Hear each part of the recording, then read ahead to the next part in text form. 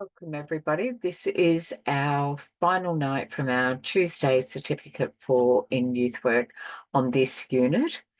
This is CHCCDE019, work within a community development framework. So we've spent time together doing this unit, and it is a summary night tonight, just an overview of everything that we've done. You will have slides, you'll have other recordings, pre-recording, and I just wanted to summarize everything for you. And tonight, of course, we've got some role plays that are going to happen. So there are two assessment tasks in this, and inside each of those, I just wanted to do that. If you aren't doing your role plays live in class or you can't make it to classes, I just wanted to be able to let you know that this can be done as long as it's done with peers, or if you're doing it with family and friends, you must coach them to be taking on the role of part B, which is the stakeholder session. And the people sitting in that, you need a minimum of 3 people and all play a role in that space. And then the part C, so there's 2 parts to the role plays, and you can roll them in together in one longer recording. You'll need to upload that in both areas. Or you may decide to do 2 separate ones. The first one is about community and the development of your projects, not yet formed, but it's almost there. And you meet with your stakeholders and you're going to get their feedback. Before that, though, you will have done your research. You'll have identified your project topic and you'll have your stats to back that up as to why you've chosen that particular project and what it means to you and what you think it could bring to the community. What's your outcome that you're hoping that you have? And then your final role play is to pitch that to your supervisor. You're going to show them what you've done, and it needs to be presentation ready. And your supervisor will ask you some questions, and that will go backwards and forwards with you. Read the instructions. When you come into real-time assessor-led role plays in classes, and not everybody can, but some prefer to do that, make sure that you get peer review. So we'll have that as well. So it'll be peers from class who play those roles. It'll be the stakeholders or actually the supervisor, but then everybody will have an opportunity to give feedback or positive reinforcement, and I'll just be facilitating that in the background. So tonight, for our final class, this is going to be followed by role plays straight after this. This is part 1. And then we'll have a part 2, 2 separate recordings. One, I just want to do the summary, what's required of you to complete your assessments. And then part 2 will be the skills, and people will be demonstrating those. So let's begin. We'll do our acknowledgement to country. So in the spirit of reconciliation, Hayter Institute of Education acknowledges the traditional custodians of country throughout Australia and their connections to land, sea and community. We recognise Aboriginal and Torres Strait Islander people as the first inhabitants of this nation and the traditional custodians of the land on which we work, live and study. We express our gratitude for the sharing of this land, our sorrow for the personal and spiritual and cultural costs of that sharing, and hope that we may move forward together in harmony and in the spirit of healing. We pay our respect to all First Nation people and acknowledge elders past, present and emerging. And I'd like to acknowledge any of our learners who may be watching this recording, any of our learners that attend our live classes, to extend this acknowledgement out to you respectfully. So let's begin where we need to be able to, for tonight, we're going to be lobbying. We're going to be lobbying to stakeholders to get them engaged and involved. We might want their clients to be part of our programs. We may want the extra support that we get from them as well. So there's a code of conduct, and then what are the exemptions around that as well. So lobbying has very strict guidelines for people who are working in an organisation where they are in receipt of public funding. So we can't be seen to be influencing. So there's a protocol to go through. Usually, if you're applying for funding, you'll have a grant application and you'll continue with that. And there's lots of courses on, doing grant writing if that's what you need. So the code that sits around this is our best practice in the sector. So charities and religious organisations, non-profit organisations and associations. So the charities need to be a gift fund recipient, which means that if somebody gives them some money, they will be able to take that as a gift and provide a receipt or evidence that that has happened, and that is tax deductible for the person who issued those funds. So for this one, you may actually have some donors, and if you are deciding to be a charitable organisation, then you might be able to give them a receipt that's tax deductible, or you may partner with an organisation and they will be what we call the lead agent or the auspicing body, but they'll give you room underneath their umbrella to be able to run your projects and programs if you are an independent sole operator. So the benefit of doing that would be formal, and that you would be covered under their insurances and things like that. So there's lots of different ways that we can lobby. It isn't always just for money. Sometimes it is for influential decision-making connections, and it's even some physical assets, like a place where you can set up a desk. Individuals who are making that representation, you may do that on behalf of family, friends.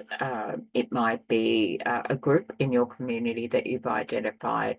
And some of us have sort of discussed about doing projects that are really important to them, rather than maybe someone coming to them and saying, hey, you're a sector worker, could you do this for us? So for this unit, we ask you to select from a group and to find a particular topic that you're interested in, and then just pick one part of that topic, because they're quite big topics and you could go anywhere with it. But tonight, have a look at what some people have done with their selection of topic as well.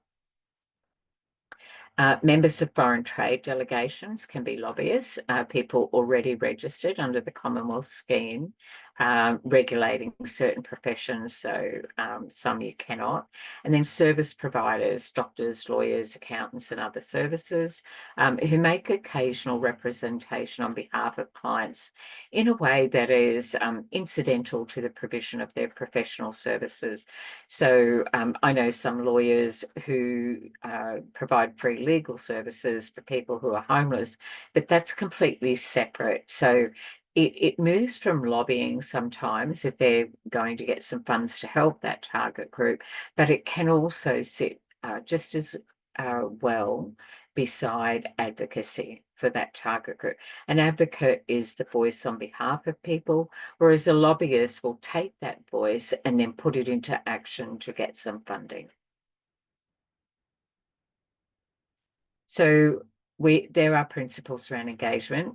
These are here because they're going to come up in some of your research. So use truthful and accurate statements in your research report and your project. No corrupt, dishonest or illegal or unlawful conduct. So the type of project you choose must be lawful. Do not make misleading or exaggerated claims. So don't overpromise and underdeliver. It needs to be realistic, and it might be a big idea, but you could go, I could deliver that in 2, 3, 5, or even 10 years. So we take that big idea and we break it down into categories to roll out each year or each term, depending on how you want your project to happen. So keep lobbying your activity and personal activity on behalf of a political party. You would just need to make sure that you declared any conflicts of interest. So there's principles around that. And always make clear that you are a registered lobbyist representing a client.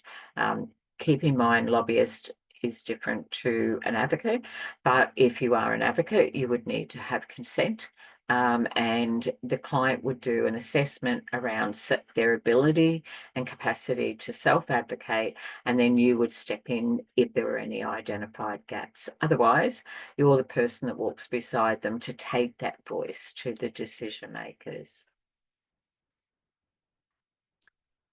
So for this whole unit, you have been tackling, as some of you may have completed, you have 2 assessments.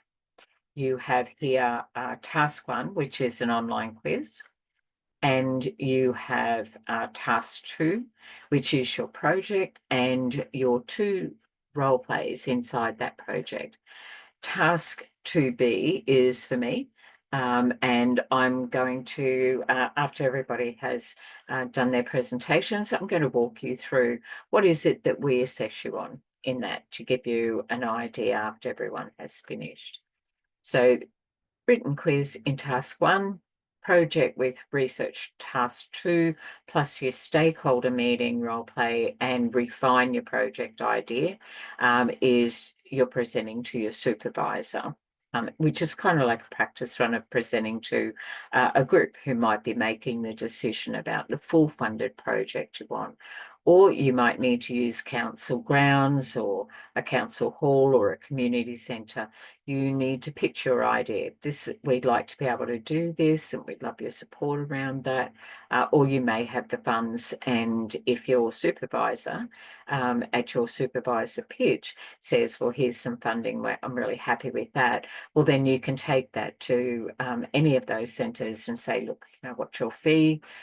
This is what we would like to propose. So you have written assessments and you have skills assessment. Skills are your role plays. Part B of your role play is your stakeholder meeting, engage community and collaborate. So you'll need 3 people at that plus yourself. And part C is your supervisor meeting, pitch your idea. That'll be you and your supervisor. So tonight you're going to see that a little bit differently. I like to do our role plays in week 3, but the group were very advanced in our live classes, so they started doing role plays in week 2. So there were 3 weeks put aside for this unit before we move on to our next one, and we did quiz and the underpinning knowledge. Then we moved into more overview, progressing your project, getting ideas, watching other people do those. And then our final night tonight, again, doing a summary, making sure that you've got the information that you need and the resources, and you can do your role play tonight in class, or you can do your role play with a peer.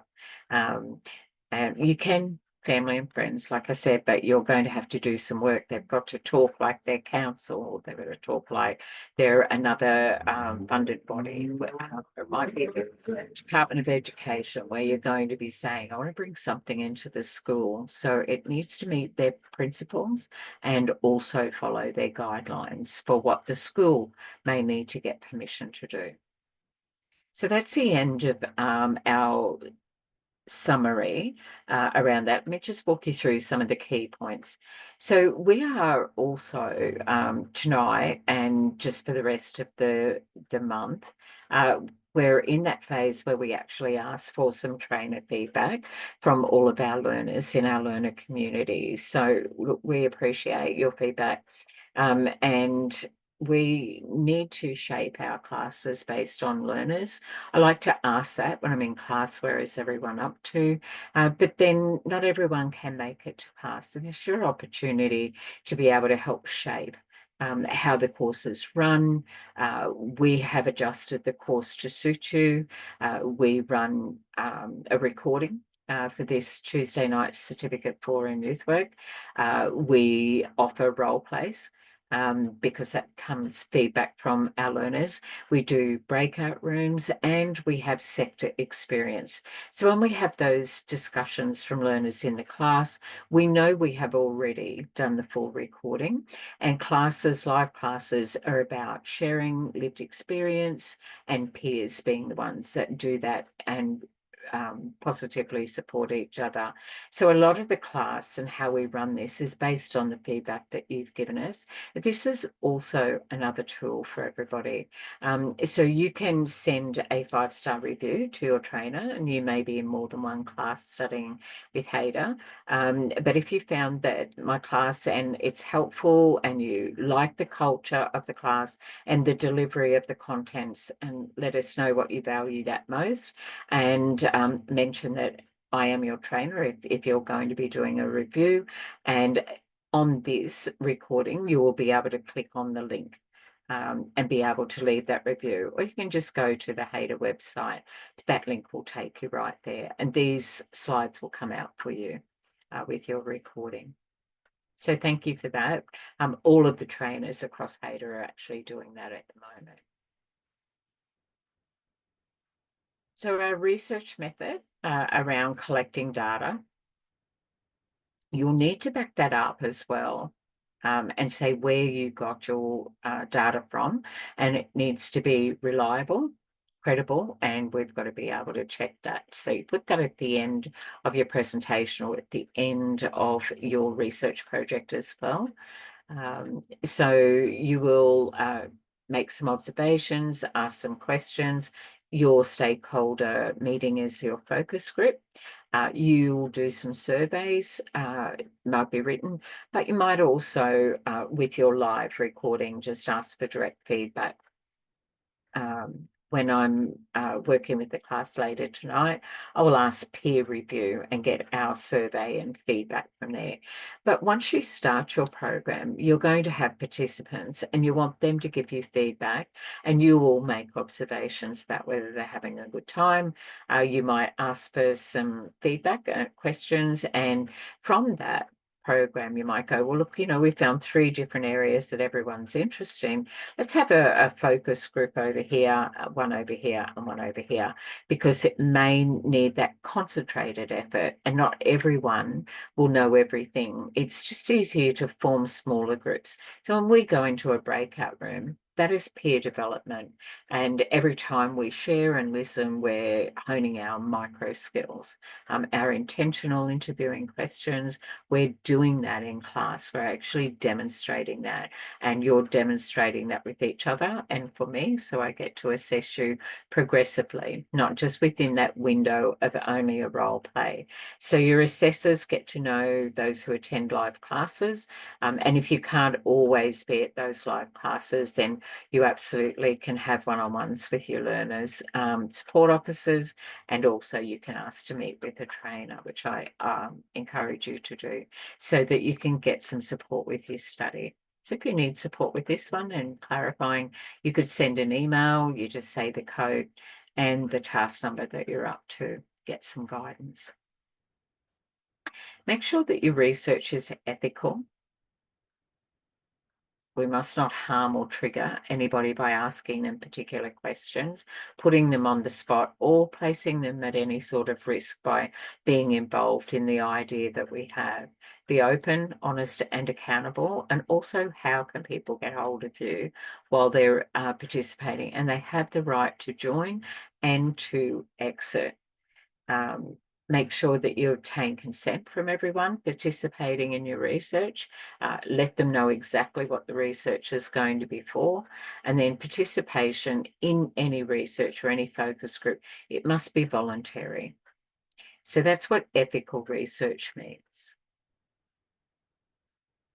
So just in our recap and our summary, our blanket, where this is the end of our part 1 and in our final week 3, and I will ask all the learners who would like to do any of their role plays tonight. We'll have a part 2, and that will be all around skills development. So hope you enjoyed this unit. I think some amazing stories have been coming out of our classes. Some of the ideas are incredible, but if you're still walking around what to choose and making that decision, that's fine. There is absolutely no pressure. You just work at your own pace, but know that next week we start a brand new unit. And the role plays, we don't want to leave them so they end up giving you any stress. So please just reach out and let us know where you're up to, what you need, and then of course give us some feedback on how that's working for you if you are already doing that. If not, I extend an invitation out.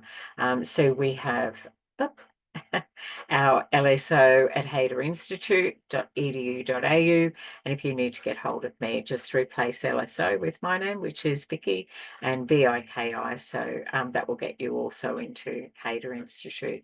So your learner support officers work Monday to Friday right through till 7 p.m. at night, and look, I would say 90% of your questions are frequently asked questions, and they have all of that information and they'll be able to assist you. And if for any reason it's very assessment focused around the topic that the trainer will be able to help you, they will send that back through to me and I will delegate that over if it's myself, or I will try and assist anyone with those questions as well. So always go to our learner support officers first, because they keep on your file just some progress around how you're going. And then when we're doing something for you, we enter that progress in there. And we can also see if there were other things that you were asking, and we'll do a reach out to you, or the learner support officers will as well. So it's not a single service call in the sense of that's it and we don't know how you're progressing, any more than what we would do if we were working with clients in the sector. We have progressive file notes, we do a plan, we come up with the best strategy, and if that's not working, we review it together. So this is such a great unit for your experience as a worker, but also you while you're studying with us and part of our Hayder community. So I will end part 1 and we'll open up with part 2. These will come to you as resources to be able to keep in your folder, and you will have opened a folder in your documents which says CHCCDE019, and all of your information can go in there and you can keep going back to that when you're ready. So good night everybody, and thank you, and just wait because we've got part 2.